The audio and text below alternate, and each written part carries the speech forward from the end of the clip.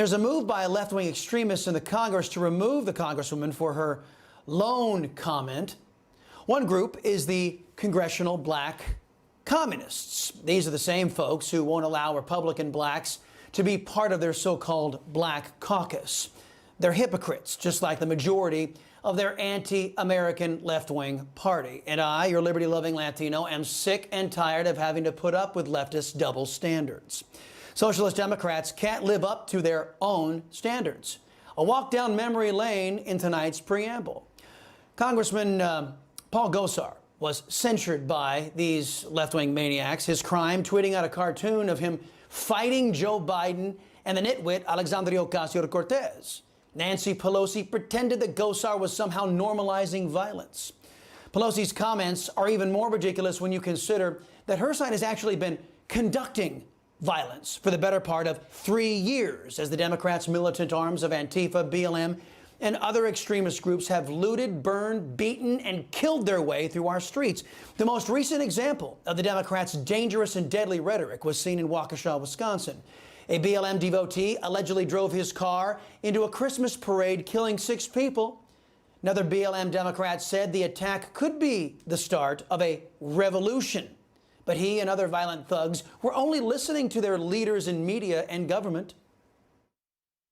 I just don't even know why there aren't uprisings all over the country, and maybe there will be. People need to start taking to the streets. This is a dictator. You know, there needs to be unrest in the streets for as long as there's unrest in our lives. Enemies of the state.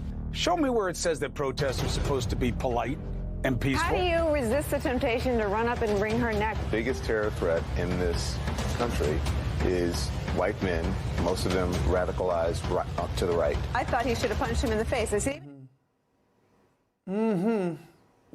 That's not all. There's more. There's much, I said if we were in high school, I'd take you behind the gym and beat the hell out of him. A Missouri state senator is under investigation by the Secret Service after saying she hopes President Trump is assassinated. I will go and take Trump out tonight. You get out and you create a crowd. And you push back on them. And you tell them they're not welcome anymore, anywhere. They're not going to stop before Election Day in November, and they're not going to stop after Election Day. And that should be, everyone should take note of that on both levels, that this isn't, they're not going to let up, and they should not. But it's not just violence that defines the modern-day Socialist Democrat Party. They're also bigots.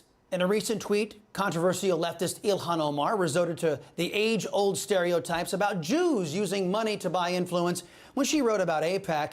It's about the Benjamins, baby. She apologized, but this is just one in a series of bigoted tweets. Ilhan Omar wrote about this as well. Another Jew-bashing tweet claimed that Israel had hypnotized the world, imploring Allah to awaken the people, and them seeing the evil doing that the Jewish state was about. And yet another Jew-bashing tweet. Omar bashed America for being allied with Israel by suggesting that the alliance gave Israel political influence. Omar was joined by her other anti-American goon squad members in getting all the House Democrats to defund the Iron Dome defense system.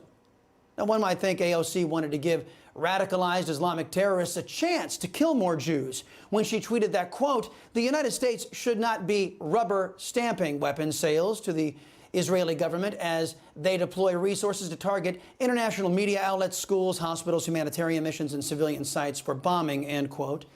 AOC left out the part that the terrorists use those sites as human shields to attack and kill Jews.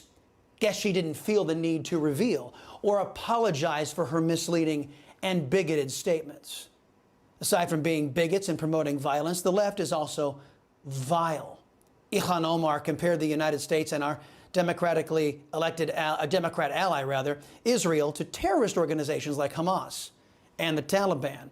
Rashida MF Tlaib earned her nickname that I gave her when she, with the class that she always has displayed, said this about President Trump. Bullies don't win. And I said, baby, they don't. Because we're going to go in there and we're going to impeach the motherfucker.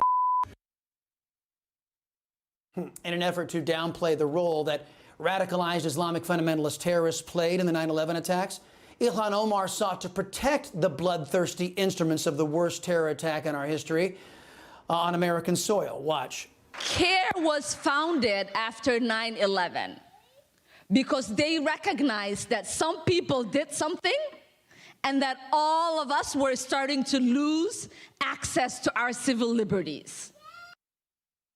Some people did something? Socialist Democrat Party is full of and embraces these kinds of degenerates. They promote bigotry, violence, and crassness. The vast majority of them never apologize for their disgusting behavior. I just thought you all should see who these people really are as they push to impose standards that they themselves can't or won't live up to. I hope Mitch McConnell and Kevin McCarthy are watching. Because if you're trying to please these people, I got news for you both. You never will until you surrender to them. Given their low brow and low rent demeanor, I wouldn't suggest it. Hey, I'm Rob Finnerty. Thanks for watching. If you enjoyed this video, please join the conversation in the comments below. Don't forget to subscribe, too. Hit the bell icon to be alerted to breaking news. And remember, there's a whole lot more on Newsmax TV, America's fastest growing cable news network. Newsmax TV, we're real news for real people.